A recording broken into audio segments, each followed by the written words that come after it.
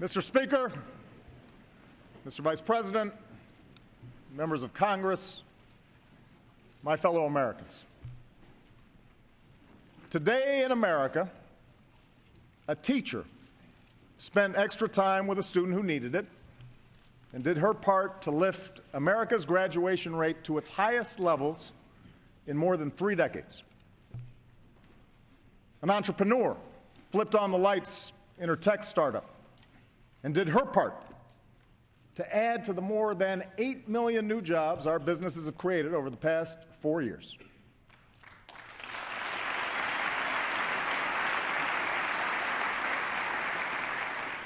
An auto worker fine-tuned some of the best, most fuel-efficient cars in the world and did his part to help America wean itself off foreign oil.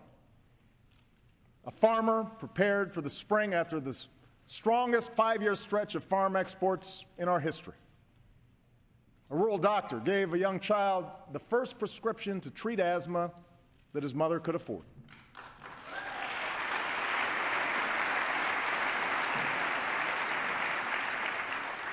A man took the bus home from the graveyard shift, bone-tired, but dreaming big dreams for his son. And in tight-knit communities all across America, fathers and mothers will tuck in their kids, put an arm around their spouse, remember fallen comrades, and give thanks for being home from a war that after 12 long years is finally coming to an end.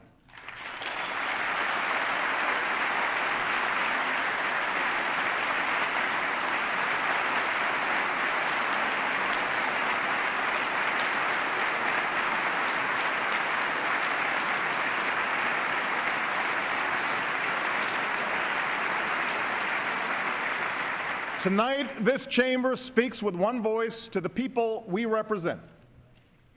It is you, our citizens, who make the state of our union strong.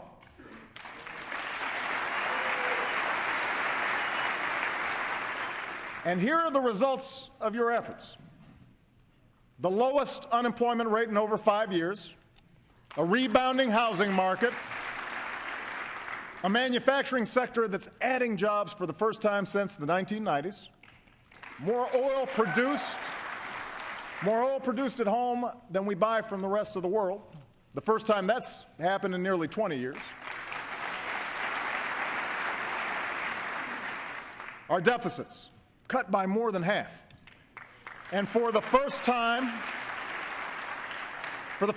in over a decade, business leaders around the world have declared that China is no longer the world's #1 place to invest. America is.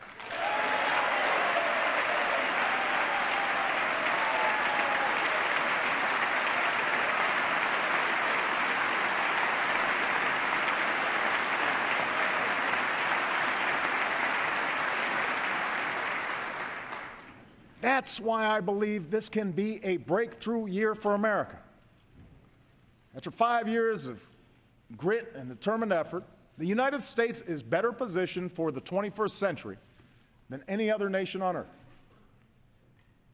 The question for everyone in this chamber, running through every decision we make this year, is whether we are going to help or hinder this progress.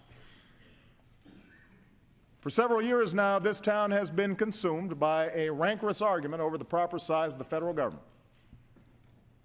It's an important debate, one that dates back to our very founding. But when that debate prevents us from carrying out even the most basic functions of our democracy, when our differences shut down government or threaten the full faith and credit of the United States, then we are not doing right by the American people.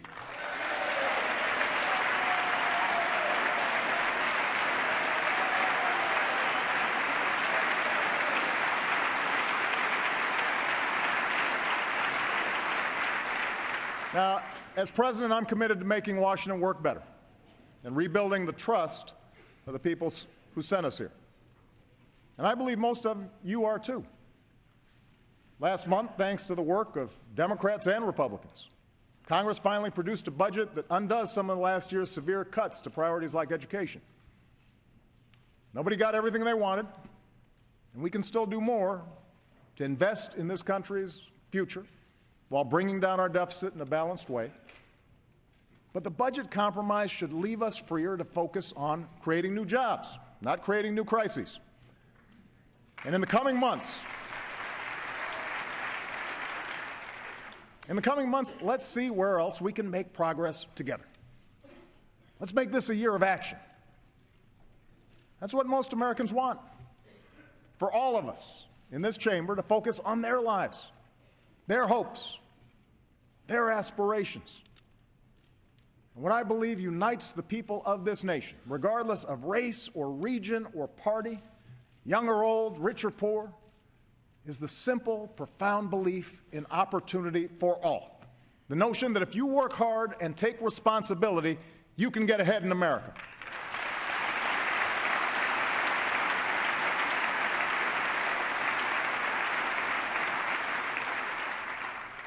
Let's face it, that belief has suffered some serious blows. Over more than 3 decades, even before the Great Recession hit, massive shifts in technology and global competition had eliminated a lot of good middle-class jobs and weakened the economic foundations that families depend on. Today, after 4 years of economic growth, corporate profits and stock prices have rarely been higher, and those at the top have never done better. But average wages have barely budged. Inequality has deepened. Upward mobility has stalled. The cold hard fact is that even in the midst of recovery, too many Americans are working more than ever just to get by, let alone to get ahead. And too many still aren't working at all. So our job is to reverse these trends. It won't happen right away, and we won't agree on everything. But what I offer tonight is a set of concrete, practical proposals to speed up growth, strengthen the middle class, and build new ladders of opportunity into the middle class. Some require congressional action, and I'm eager to work with all of you. But America does not stand still, and neither will I. So wherever and whenever I can take steps without legislation to expand opportunity for more American families, that's what I'm going to do.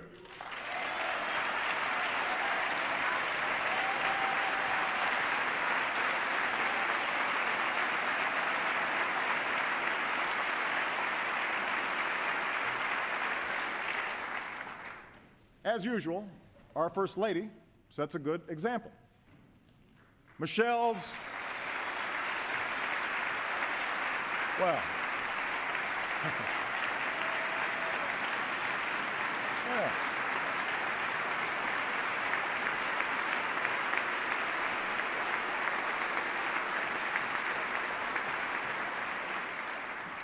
Michelle's Let's Move partnership with schools, businesses, local leaders has helped bring down childhood obesity rates for the first time in 30 years. And that's an achievement that will improve lives and reduce health care costs for decades to come. The Joining Forces Alliance that Michelle and Jill Biden launched has already encouraged employers to hire or train nearly 400,000 veterans and military spouses.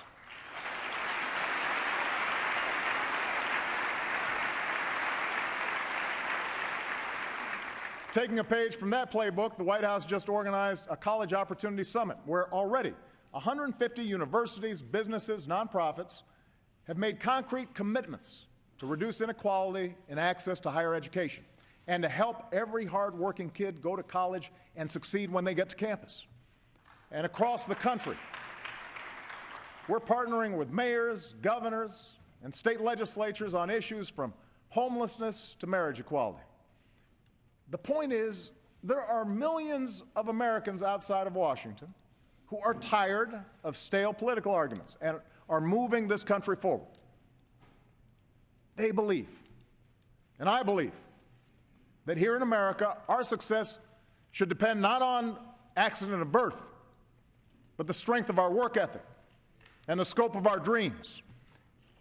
That's what drew our forebears here. That's how the daughter of a factory worker is CEO of America's largest automaker.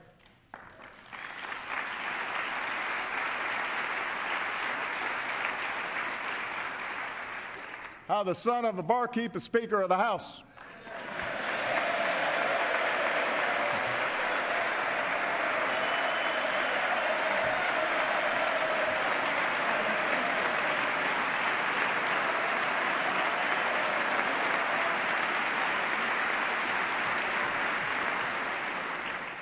How the son of a single mom can be president of the greatest nation on earth. Now,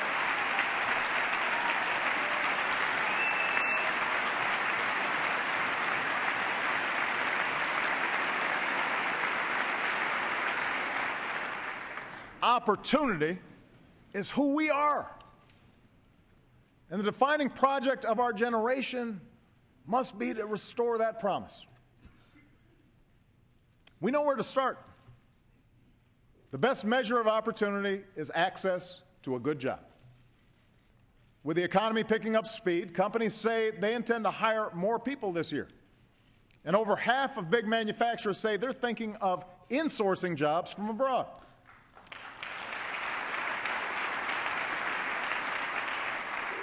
So let's make that decision easier for more companies. Both Democrats and Republicans have argued that our tax code is riddled with wasteful, complicated loopholes that punish businesses investing here and reward companies that keep profits abroad. Let's flip that equation. Let's work together to close those loopholes, end those incentives to ship jobs overseas, and lower tax rates for businesses that create jobs right here at home.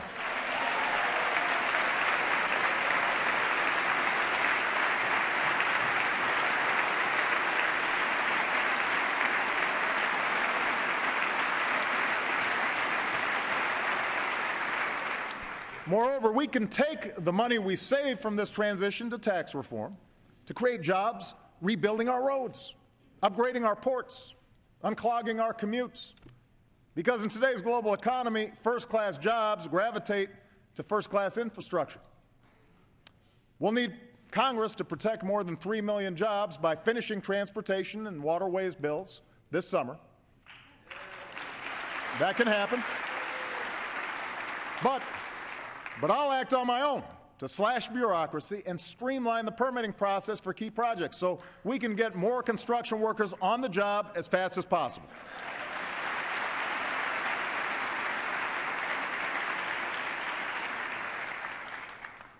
We also have the chance right now to beat other countries in the race for the next wave of high-tech manufacturing jobs. And my administration's launched 2 hubs for high-tech manufacturing in Raleigh, North Carolina, and Youngstown, Ohio, where we've connected businesses to research universities that can help America lead the world in advanced technologies. Tonight, I'm announcing we'll launch 6 more this year. Bipartisan bills in both houses could double the number of these hubs and the jobs they create. So get those bills to my desk. Put more Americans back to work.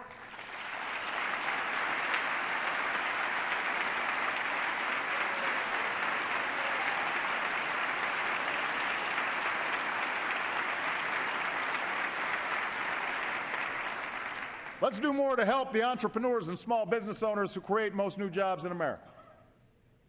Over the past 5 years, my administration has made more loans to small business owners than any other. And when 98% of our exporters are small businesses, new trade partnerships with Europe and the Asia Pacific will help them create even more jobs. We need to work together on tools like Bipartisan Trade Promotion Authority to protect our workers, protect our environment, and open new markets to new goods stamped Made in the USA.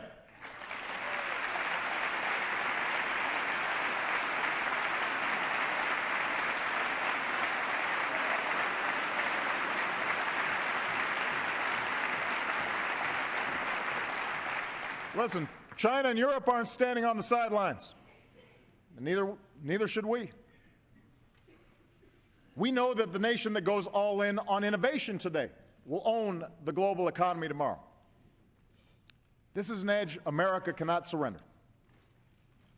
Federally funded research helped lead to the ideas and inventions behind Google and smartphones, and that's why Congress should undo the damage done by last year's cuts to basic research, so we can unleash the next great American discovery.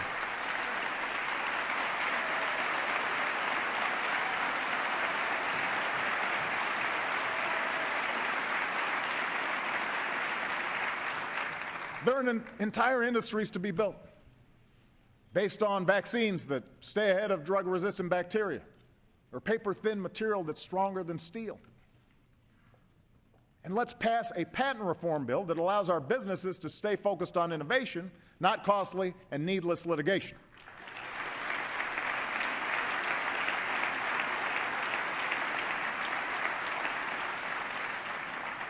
Now, one of the biggest factors in bringing more jobs back is our commitment to American energy.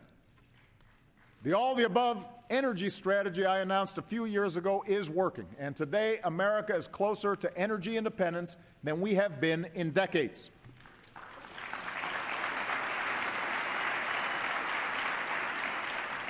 One of the reasons why is natural gas.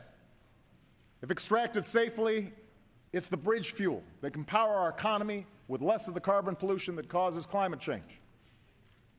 Businesses plan to invest almost $100 billion in new factories that use natural gas. I'll cut red tape to help states get those factories built and put folks to work. And this Congress can help by putting people to work building fueling stations that shift more cars and trucks from foreign oil to American natural gas.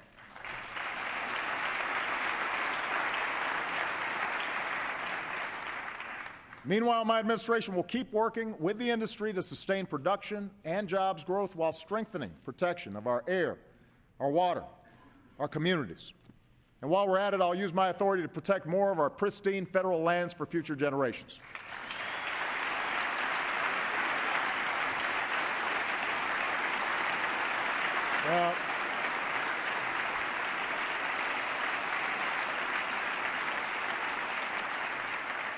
It's not just oil and natural gas production that's booming.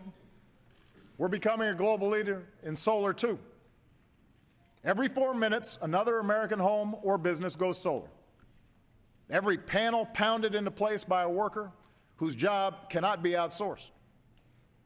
Let's continue that progress with a smarter tax policy that stops giving $4 billion a year to fossil fuel industries that don't need it, so we can invest more in fuels of the future that do.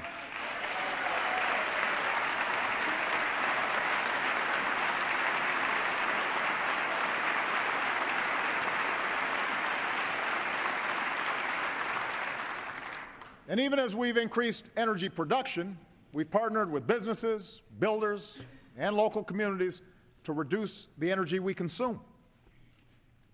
When we rescued our automakers, for example, we worked with them to set higher fuel efficiency standards for our cars. In the coming months, I'll build on that success by setting new standards for our trucks, so we can keep driving down oil imports and what we pay at the pump. And taken together, our energy policy is creating jobs and leading to a cleaner, safer planet. Over the past 8 years, the United States has reduced our total carbon pollution more than any other nation on Earth.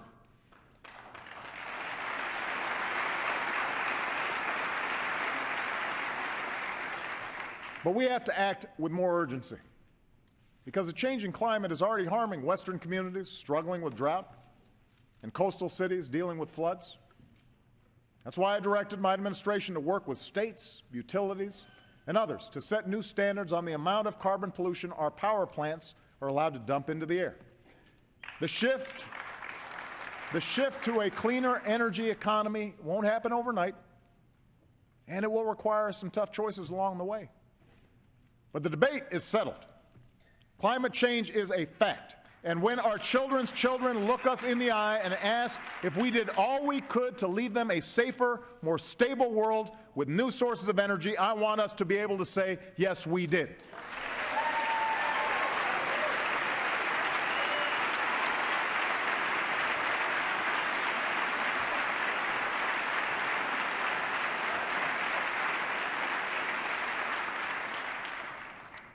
Finally, if we're serious about economic growth, it is time to heed the call of business leaders, labor leaders, faith leaders, law enforcement, and fix our broken immigration system.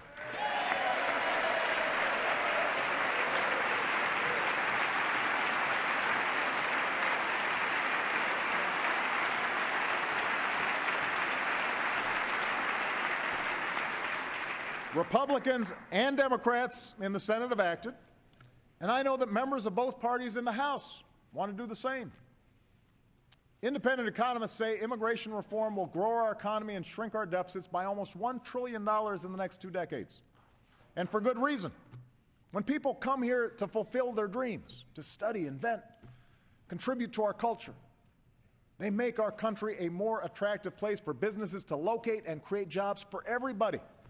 So let's get immigration reform done this year. Let's get it done. It's time.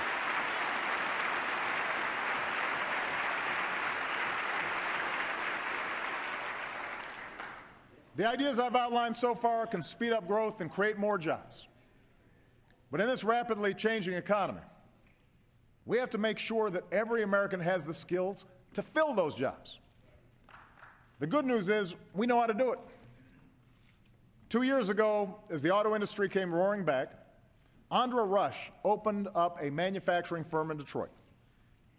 She knew that Ford needed parts for the best-selling truck in America, and she knew how to make those parts. She just needed the workforce. So she dialed up what we call an American Job Center, places where folks can walk in to get the help or training they need to find a new job or a better job. She was flooded with new workers. And today, Detroit Manufacturing Systems has more than 700 employees. Now, what Andra and her employees experienced is how it should be for every employer and every job seeker.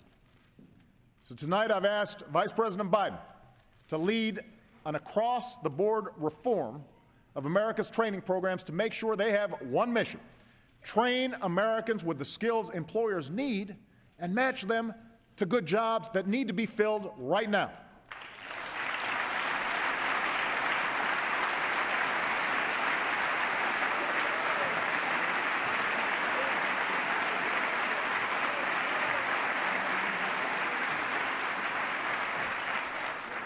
That means more on-the-job training and more apprenticeships that set a young worker on an upward trajectory for life.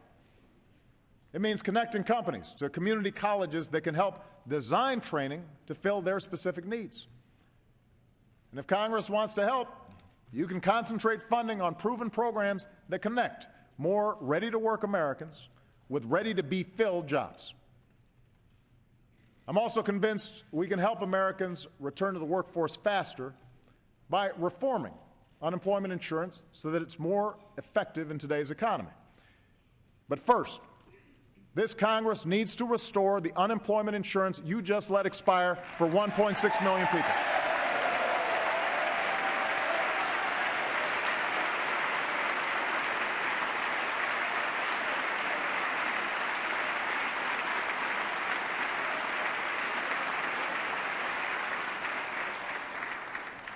Let me tell you why.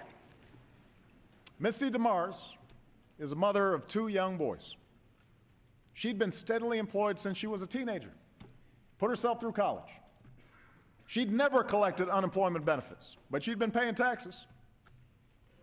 In May, she and her husband used their life savings to buy their first home. A week later, budget cuts claimed the job she loved. Last month, when their unemployment insurance was cut off, she sat down and wrote me a letter, the kind I get every day. We are the face of the unemployment crisis, she wrote. I'm not dependent on the government. Our country depends on people like us who build careers, contribute to society, care about our neighbors. I'm confident that in time I will find a job, I will pay my taxes, and we will raise our children in their own home and the community we love. Please give us this chance. Congress, give these hard-working, responsible Americans that chance. Give them that chance.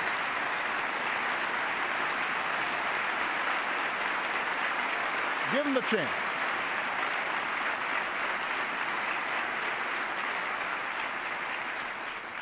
They need our help right now, but more important, this country needs them in the game. That's why I've been asking CEOs to give more long-term unemployed workers a fair shot at new jobs, a new chance to support their families, And in fact, this week, many will come to the White House to make that commitment real. Tonight, I ask every business leader in America to join us and do the same, because we are stronger when America fields a full team.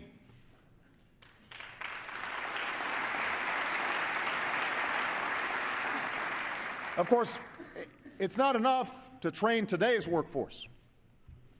We also have to prepare tomorrow's workforce by guaranteeing every child access to a world-class education.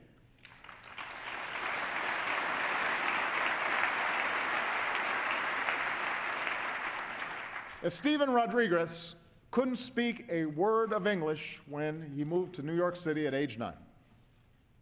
But last month, thanks to the support of great teachers and an innovative tutoring program, he led a march of his classmates through a crowd of cheering parents and neighbors from their high school to the post office where they mailed off their college applications. And this son of a factory worker just found out he's going to college this fall.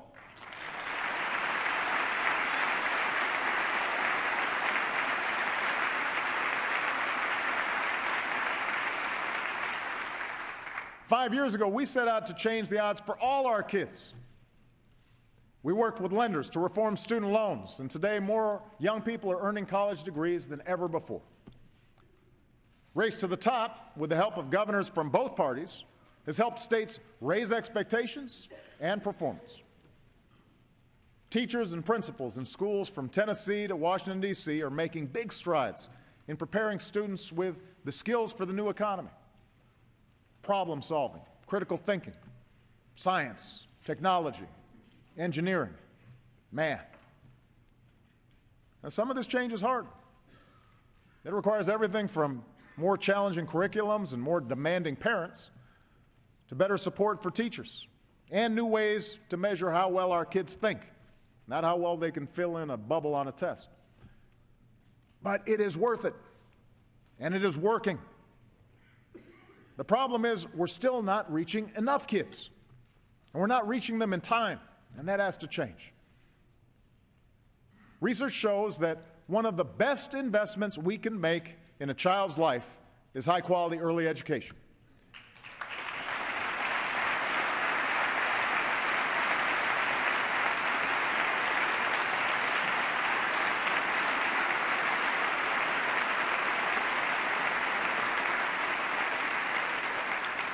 Last year, I asked this Congress to help states make high-quality pre-K available to every 4-year-old. And as a parent, as well as a president, I repeat that request tonight. But in the meantime, 30 states have raised pre-K funding on their own. They know we can't wait. So just as we worked with states to reform our schools, this year we'll invest in new partnerships with states and communities across the country in a race to the top for our youngest children. And as Congress decides what it's going to do, I'm going to pull together a coalition of elected officials, business leaders, and philanthropists willing to help more kids access the high-quality pre-K that they need. It is right for America. We need to get this done.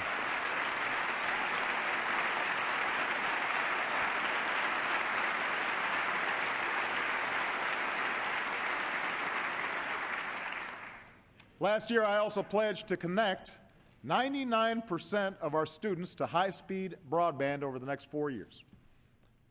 Tonight, I can announce that with the support of the FCC and companies like Apple, Microsoft, Sprint, and Verizon, we've got a down payment to start connecting more than 15,000 schools and 20 million students over the next 2 years without adding a dime to the deficit.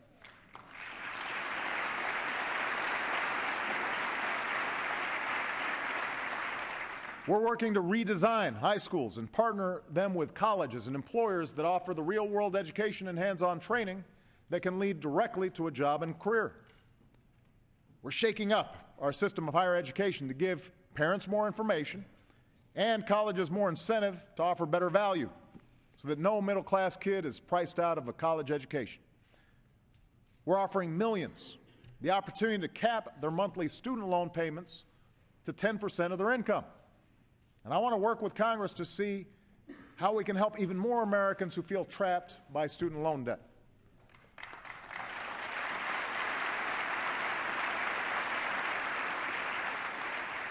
And I'm reaching out to some of America's leading foundations and corporations on a new initiative to help more young men of color facing especially tough odds to stay on track and reach their full potential.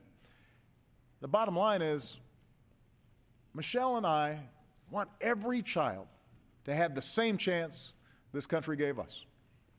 But we know our opportunity agenda won't be complete. And too many young people entering the workforce today will see the American dream as an empty promise, unless we also do more to make sure our economy honors the dignity of work and hard work pays off for every single American. You know, today, women make up about half our workforce, but they still make 77 cents for every dollar a man earns. That is wrong. And in 2014, it's an embarrassment. Women deserve equal pay for equal work.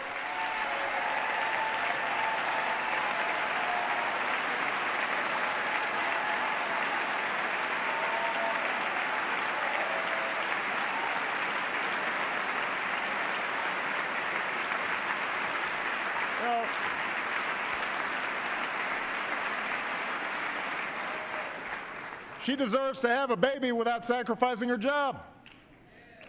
A mother deserves a day off to care for a sick child or a sick parent without running into hardship. And you know what? A father does too. It is time to do away with workplace policies that belong in a Mad Men episode. This year, let's all come together, Congress, the White House, businesses from Wall Street to Main Street, to give every woman the opportunity she deserves, because I believe when women succeed, America succeeds.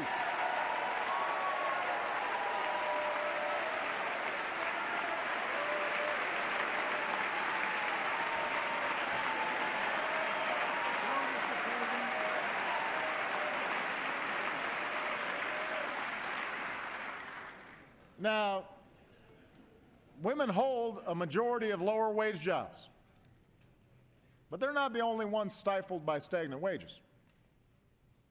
Americans understand that some people will earn more money than others, and we don't resent those who, by virtue of their efforts, achieve incredible success. That's what America's all about.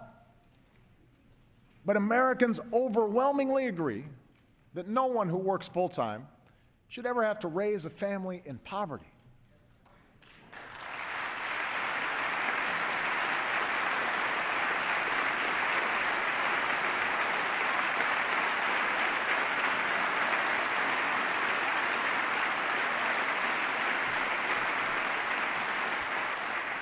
In the years since I asked this Congress to raise the minimum wage, 5 states have passed laws to raise theirs.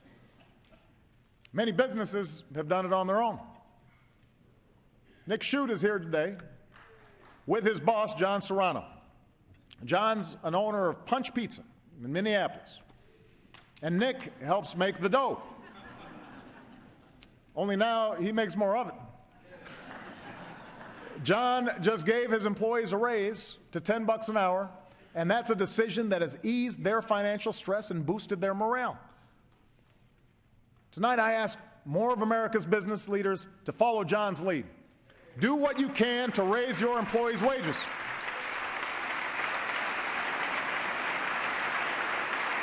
It's good for the economy, it's good for America.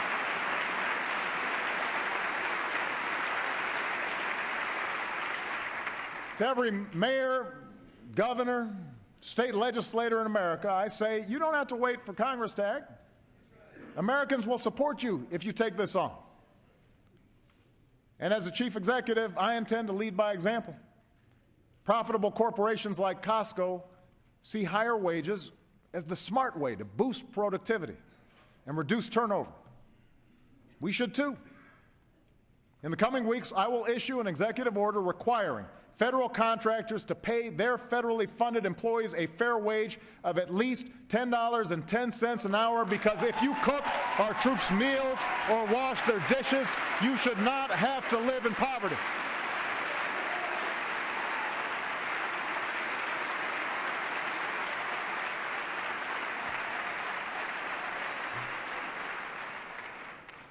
Of course, to reach millions more, Congress does need to get on board.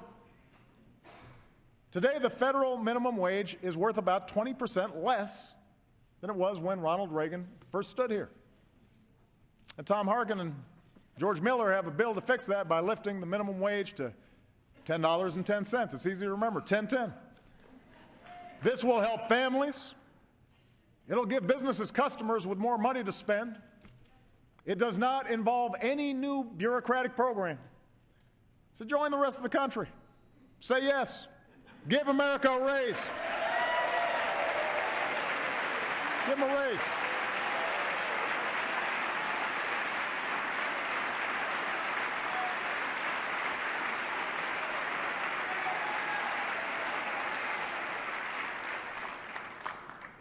There are other steps we can take to help families make ends meet. And few are more effective at reducing inequality and helping families pull themselves up through hard work than the Earned Income Tax Credit. Right now, it helps about half of all parents at some point. Think about that. It helps about half of all parents in America at some point in their lives. But I agree with Republicans like Senator Rubio that it doesn't do enough for single workers who don't have kids. So let's work together to strengthen the credit, reward work, help more Americans get ahead. Let's do more to help Americans save for retirement. Today, most workers don't have a pension. A Social Security check often isn't enough on its own. And while the stock market has doubled over the last 5 years, that doesn't help folks who don't have 401ks. That's why tomorrow I will direct the Treasury to create a new way for working Americans to start their own retirement savings. MyRA. It's a new savings bond that encourages folks to build a nest egg. MyRA guarantees a decent return with no risk of losing what you put in.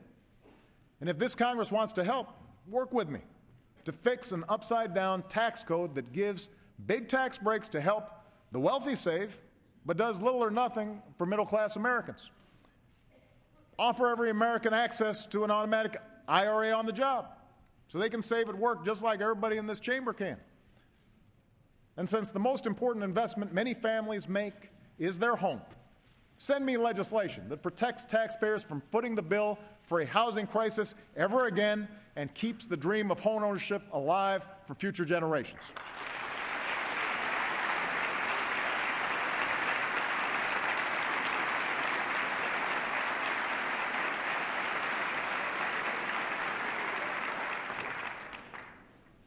One last point on financial security. For decades, few things exposed hardworking families to economic hardship more than a broken health care system. And in case you haven't heard, we're in the process of fixing that.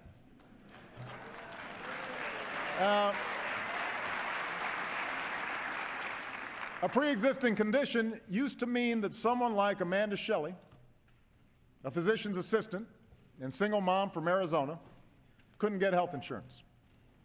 But on January 1st, she got covered.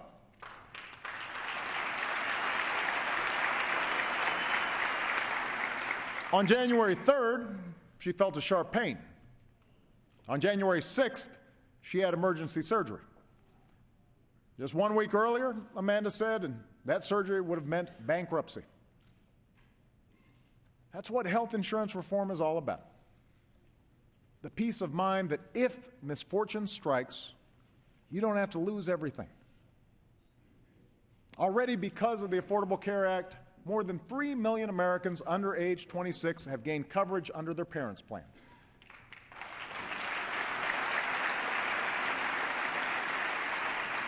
More than 9 million Americans have signed up for private health insurance or Medicaid coverage. 9 million. And here's another number, 0. Because of this law, no American, none, 0, can ever again be dropped or denied coverage for a pre-existing condition like asthma or back pain or cancer.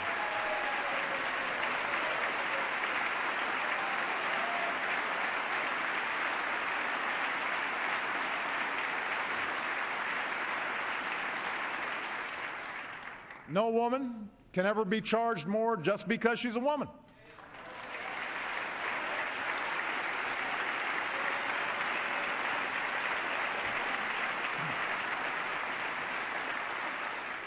And we did all this while adding years to Medicare's finances, keeping Medicare premiums flat, and lowering prescription costs for millions of seniors. Now, I do not expect to convince my Republican friends on the merits of this law. But I know that the American people are not interested in refighting old battles. So, again, if you have specific plans to cut costs, cover more people, increase choice, tell America what you do differently. Let's see if the numbers add up. But let's not have another 40-something votes to repeal a law that's already helping millions of Americans like Amanda.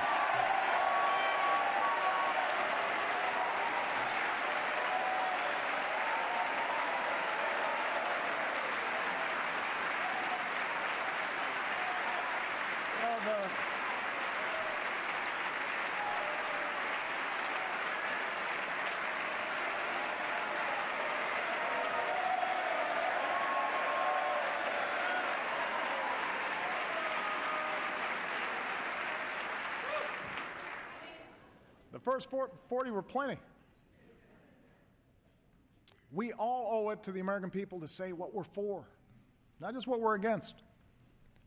And if you want to know the real impact this law is having, just talk to Governor Steve Beshear of Kentucky, who's here tonight. Now, Kentucky is not the most liberal part of the country. That's not where I got my highest vote totals. But he's like a man possessed when it comes to covering his Commonwealth's families. They're our neighbors and our friends, he said. They're people we shop and go to church with. Farmers out on the tractor. Grocery clerks. They're people who go to work every morning praying they don't get sick. No one deserves to live that way. Steve's right. That's why tonight I ask every American who knows someone without health insurance to help them get covered by March 31st. Help them get covered. Moms, get on your kids to sign up. Kids, call your mom and walk her through the application. They'll give her some peace of mind, and plus she'll appreciate hearing from you.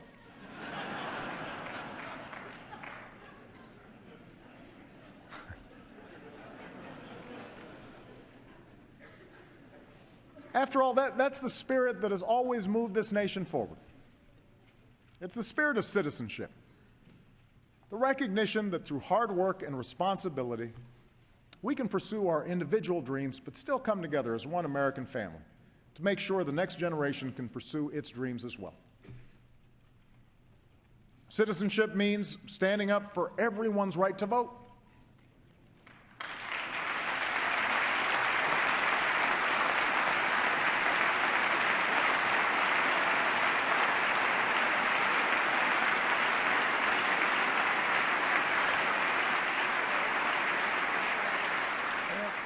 Last year, part of the Voting Rights Act was weakened, but conservative Republicans and liberal Democrats are working together to strengthen it. And the bipartisan commission I appointed, chaired by my campaign lawyer and Governor Romney's campaign lawyer, came together and have offered reforms so that no one has to wait more than a half hour to vote. Let's support these efforts. It should be the power of our vote, not the size of our bank accounts, that drives our democracy.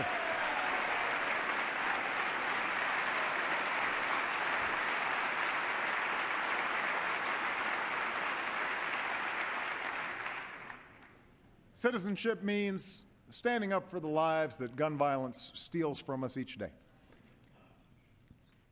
I've seen the courage of parents, students, pastors, police officers all over this country who say, we are not afraid. And I intend to keep trying, with or without Congress, to help stop more tragedies from visiting innocent Americans in our movie theaters and our shopping malls or schools like Sandy Hook.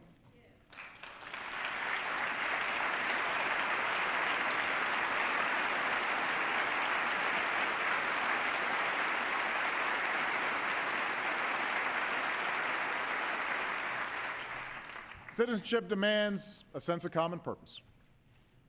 participation in the hard work of self-government, an obligation to serve our communities. And I know this chamber agrees that few Americans give more to their country than our diplomats and the men and women of the United States Armed Forces.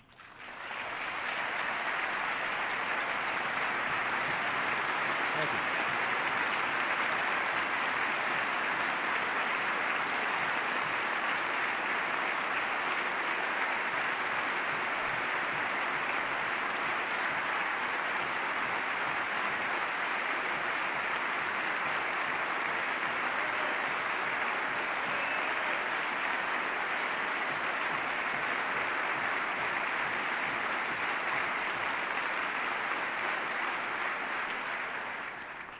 Tonight, because of the extraordinary troops and civilians who risk and lay down their lives to keep us free, the United States is more secure.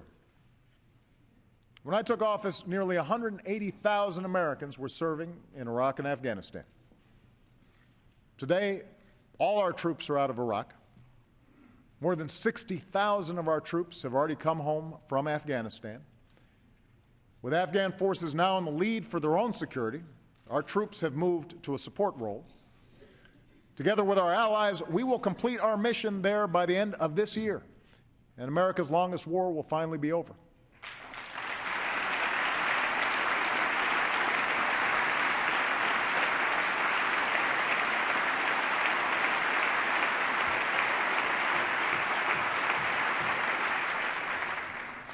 After 2014, we will support a unified Afghanistan as it takes responsibility for its own future.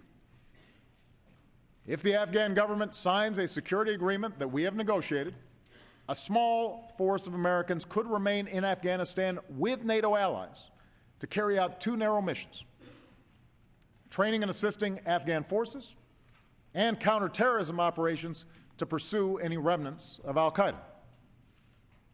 For while our relationship with Afghanistan will change, one thing will not: our resolve that terrorists do not launch attacks against our country.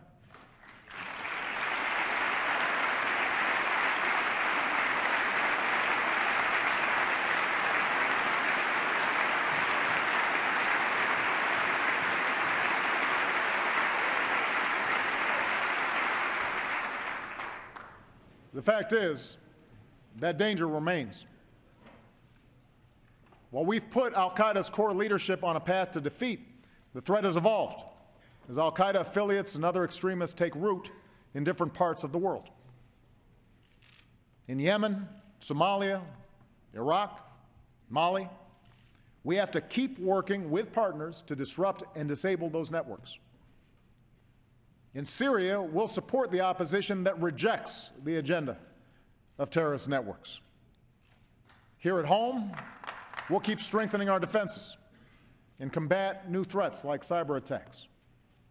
And as we reform our defense budget, we will have to keep faith with our men and women in uniform and invest in the capabilities they need to succeed in future missions.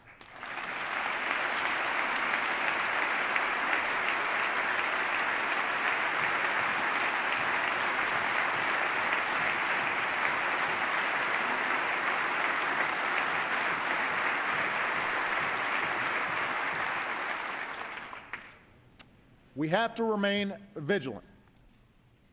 But I strongly believe our leadership and our security cannot depend on our outstanding military alone. As Commander-in-Chief, I have used force when needed to protect the American people, and I will never hesitate to do so as long as I hold this office. But I will not send our troops into harm's way unless it is truly necessary, nor will I allow our sons and daughters to be mired in open-ended conflicts. We must fight the battles that need to be fought, not those that terrorists prefer from us, large-scale deployments that drain our strength and may ultimately feed extremism. So even as we actively and aggressively pursue terrorist networks, through more targeted efforts and by building the capacity of our foreign partners, America must move off a permanent war footing.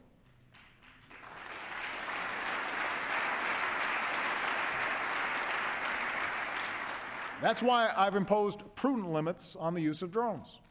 For we will not be safer if people abroad believe we strike within their countries without regard for the consequence. That's why, working with this Congress, I will reform our surveillance programs, because the vital work of our intelligence community depends on public confidence, here and abroad, that privacy of ordinary people is not being violated.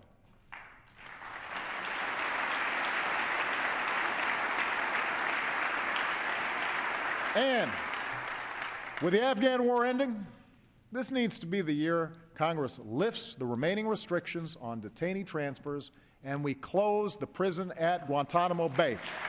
Because we counter terrorism not just through intelligence and military actions, but by remaining true to our constitutional ideals and setting an example for the rest of the world. You see, in a world of complex threats, our security, our leadership depends on all elements of our power, including strong and principled diplomacy. American diplomacy has rallied more than 50 countries to prevent nuclear materials from falling into the wrong hands and allowed us to reduce our own reliance on Cold War stockpiles. American diplomacy, backed by the threat of force, is why Syria's chemical weapons are being eliminated.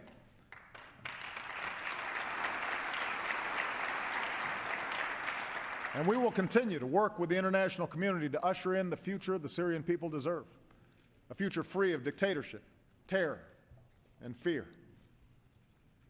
As we speak, American diplomacy is supporting Israelis and Palestinians as they engage in the difficult but necessary talks to end the conflict there, to achieve dignity and an independent state for Palestinians, and lasting peace and security for the State of Israel, a Jewish state that knows America will always be at their side.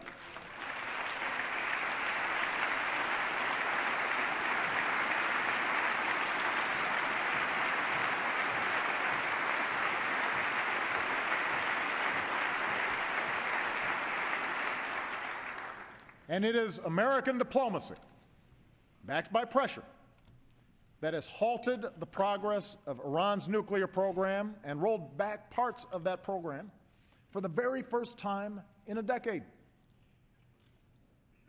As we gather here tonight, Iran has begun to eliminate its stockpile of higher levels of enriched uranium. It's not installing advanced centrifuges. Unprecedented inspections help the world verify every day that Iran is not building a bomb. And with our allies and partners, we're engaged in negotiations to see if we can peacefully achieve a goal we all share, preventing Iran from obtaining a nuclear weapon.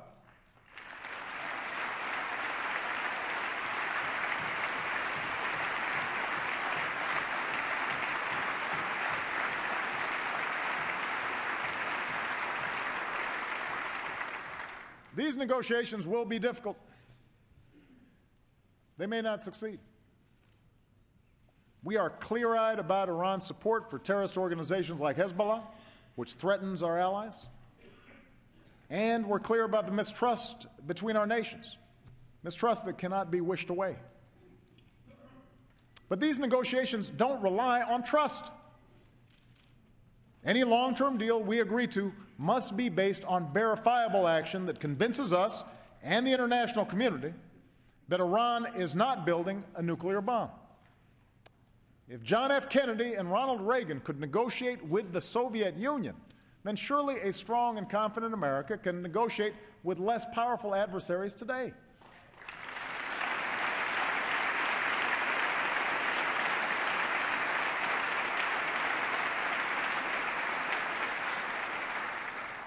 The sanctions that we put in place help make this opportunity possible. But let me be clear. If this Congress sends me a new sanctions bill now that threatens to derail these talks, I will veto it. For the sake of our national security, we must give diplomacy a chance to succeed.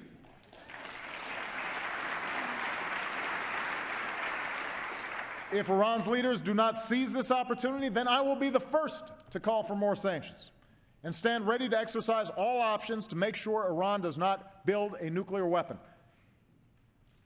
But if Iran's leaders do seize the chance, and we'll know soon enough, then Iran could take an important step to rejoin the community of nations, and we will have resolved one of the leading security challenges of our time without the risks of war. And finally, let's remember that our leadership is defined not just by our defense against threats, but by the enormous opportunities to do good and promote understanding around the globe, to forge greater cooperation, to expand new markets, to free people from fear and want. And no one is better positioned to take advantage of those opportunities than America. Our alliance with Europe remains the strongest the world has ever known. From Tunisia to Burma, we're supporting those who are willing to do the hard work of building democracy. In Ukraine, we stand for the principle that all people have the right to express themselves freely and peacefully, and to have a say in their country's future. Across Africa, we're bringing together businesses and governments to double access to electricity and help end extreme poverty. In the Americas, we're building new ties of commerce, but we're also expanding cultural and educational exchanges among young people. And we will continue to focus on the Asia-Pacific, where we support our allies, shape a future of greater security and prosperity, and extend a hand to those devastated by disaster, as we did in the Philippines when our Marines and civilians rushed to aid those battered by a typhoon, and who are greeted with words like, "We will never forget your kindness," and "God bless America." We do these things because they help promote our long-term security. And we do them because we believe in the inherent dignity and equality of every human being, regardless of race or religion, creed or sexual orientation. And next week, the world will see one expression of that commitment when Team USA marches the red, white, and blue into the Olympic Stadium and brings home the gold.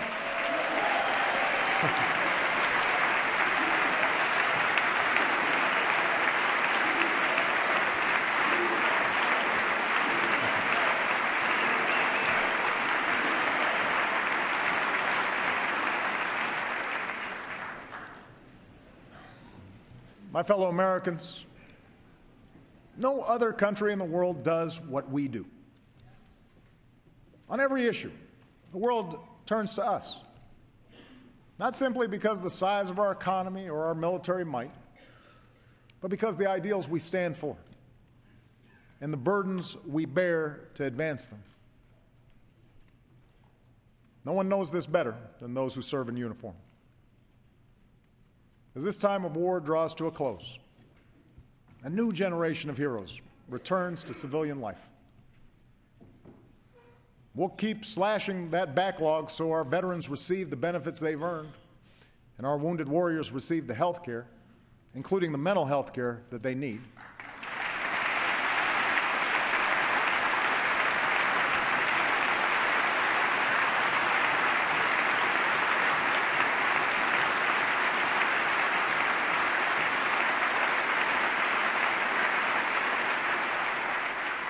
We'll keep working to help all our veterans translate their skills and leadership into jobs here at home. And we will all continue to join forces to honor and support our remarkable military families. Let me tell you about one of those families I've come to know. I first met Corey Remsburg, a proud Army Ranger, at Omaha Beach on the 65th anniversary of D-Day. Along with some of his fellow Rangers, he walked me through the program and the ceremony. He was a strong, impressive young man. He had an easy manner. He was sharp as a tack. And we joked around and took pictures, and I told him to stay in touch. A few months later, on his 10th deployment, Corey was nearly killed by a massive roadside bomb in Afghanistan. His comrades found him in a canal, face down, underwater, shrapnel in his brain. For months, he lay in a coma. The next time I met him in the hospital, he couldn't speak, could barely move. Over the years, he's endured dozens of surgeries and procedures, hours of grueling rehab every day. Even now, Corey's still blind in one eye, still struggles on his left side. But slowly, steadily, with the support of caregivers like his dad, Craig, and the community around him, Corey has grown stronger. Day by day, he's learned to speak again, and stand again, and walk again. And he's working toward the day when he can serve his country again. My recovery has not been easy, he says. Nothing in life that's worth anything is easy. Corey is here tonight. And like the Army he loves, like the America he serves, Sergeant First Class Corey Remsburg never gives up, and he does not quit. Corey.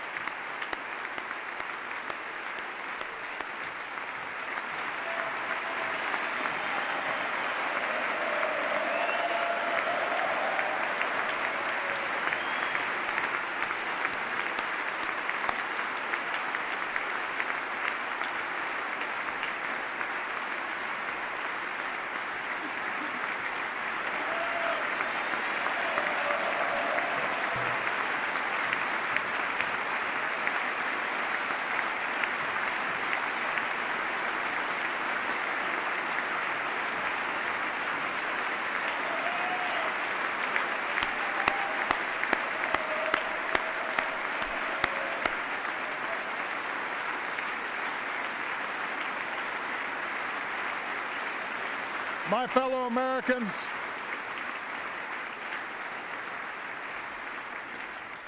fellow Americans, men and women like Corey remind us that America has never come easy.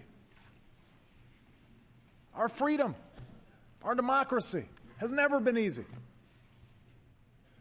Sometimes we stumble, we make mistakes, we get frustrated or discouraged. But for more than 200 years, we have put those things aside and placed our collective shoulder to the wheel of progress to create and build and expand the possibilities of individual achievement, to free other nations from tyranny and fear,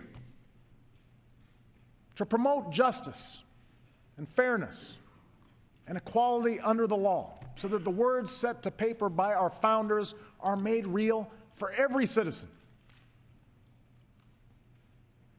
The America we want for our kids, a rising America where honest work is plentiful and communities are strong, where prosperity is widely shared, an opportunity for all lets us go as far as our dreams and toil will take us. None of it is easy. But if we work together, if we summon what is best in us, the way Corey summoned what is best in him, with our feet planted firmly in today but our eyes cast toward tomorrow, I know it is within our reach. Believe it. God bless you, and God bless the United States of America.